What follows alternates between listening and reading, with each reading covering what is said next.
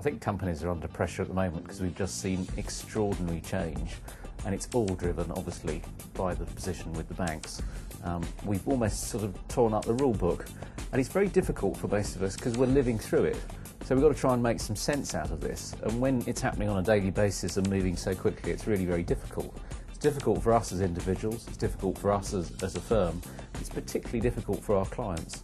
And because this is affecting fundamentally the banks and how they fund themselves and therefore how they fund their clients, it's become extremely difficult for clients to be A, certain that they can get funding, or B, that they could even roll over what they've got. So this is not only just affecting companies who are in distress, it's also affecting any company at all that's got debt financing, and particularly those who've got maturities coming up in the next 12 to 18 months. So this is an absolutely crucial thing being driven by a macroeconomic event. And then you layer on also the fact that it looks like economically we're going to trade down. And you get a whole series of issues that we've never seen coming together before. When companies are looking at the problems that they're facing, the first thing is to say a number of them actually are still in denial. So that's the first thing. It's not just only those, what are they looking for?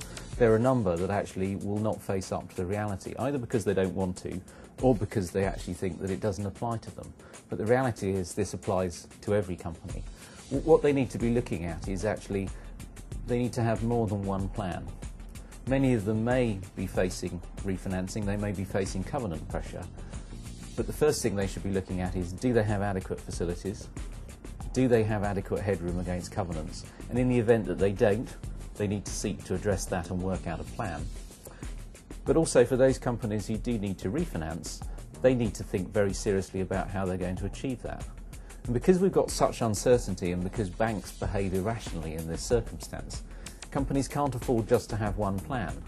The other day I was speaking to a company and they said, we've had a 100-year relationship with a bank. They've always been there for us. And the first question they asked the bank, the answer came back no. And the reality is that because things have changed, you cannot be certain that plan A will work. So you need plan B, and you need plan C, and you need contingencies. And the good companies have faced up to that and are dealing with it and thinking about what they do. The not so good ones are actually sitting there saying, it's not going to be me, I'll get through, don't worry, it'll be fine. Now clearly we have an important restructuring element as part of this to look at how one can reduce costs, how one can maximise cash.